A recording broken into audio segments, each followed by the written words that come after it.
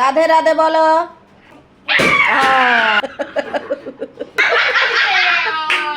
শিবা বলছে system ফাড় দেंगे। Viral ব্যক্তি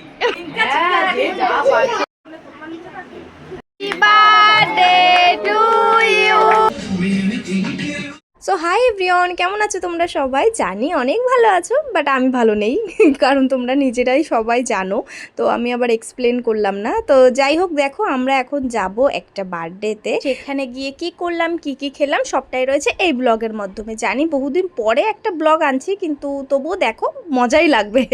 যাই হোক, তো দেখতেই পাচ্ছ এখানে আমরা সবাই রেডি হয়ে গেছি। তো আজকে কারা কারা যাচ্ছি তোমরা সেটাও মানে দেখতে পাচ্ছ নিশ্চয়ই, মানে আমি, আমার বোন আর একটা ভাই।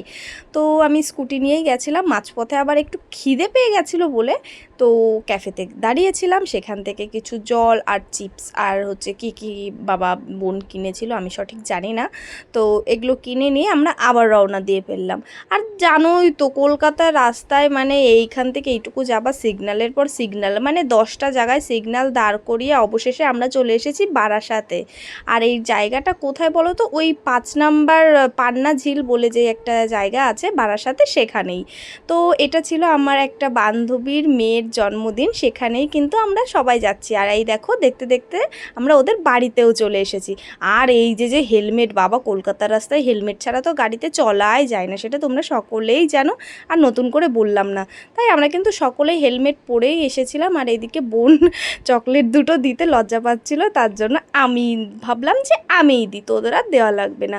তো এইদিকে দেখো সবাই আস্তে আস্তে শুরু করে দিয়েছে আসা। আর ওরা এসেই না আমাকে বলছে এই যে সেই ভাইরাল মেয়েটা না, এই যে সেই ভাইরাল মেয়েটা না। শুনে না আমার বেশ হাসি পাচ্ছিল। তো যাই হোক, যাওয়া মাত্রই আমরা উপরে চলে গেছিলাম সবাই মিলে ছাদে কিছু গল্প করতে, কারণ এত গরম পড়েছে। তো ছাদে না গিয়ে হাওয়া না খেয়ে আমার যেন কেমন পোষাচ্ছিলই না। তো তারপরে কিছুক্ষণ বাদেই আমাদের নিচে ডাকা হলো যে মনার কেক কাটবে, সবাই আয়।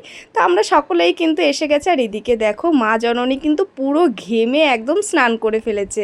আর এইদিকে কেক কাটিংও কিন্তু শুরু হয়ে গেছে। আর আমাদের শিবা ভাইও দেখো পাশে দাঁড়িয়ে পড়েছে কেক কাটবে বলে দিদি ভাইয়ের। আর এক এক করে মোনা কিন্তু সকলকে কেক খাইয়ে দিচ্ছিল। আর জানো তো কেকটা খেতে কিন্তু খুব টেস্টি ছিল, মানে আমি তো 1 পিসের জায়গায় 2 পিস কেক খেয়েছিলাম। আর আমাদের মোনাকে কেমন লাগছে বার্থডে ড্রেস পরে সেটাও কিন্তু কমেন্ট করে জানাবে। এই যে দেখো বলছিলাম না আমি 2 পিস কেক খেয়েছি, এই যে দেখতে পেলে তো। মানে আসলে কি বলো তো, কেক খেতে না আমি ভীষণ ভালোবাসি। আর এদিকে আমাদের শিবা ভাই মোটেই কেকটা খেতে চাইছিল না। আর আমি ওকে বলছিলাম ভাই তুই কেকটা নে আর আমাকে দিয়ে দে, খেতে না পারলে আমি আছি তো।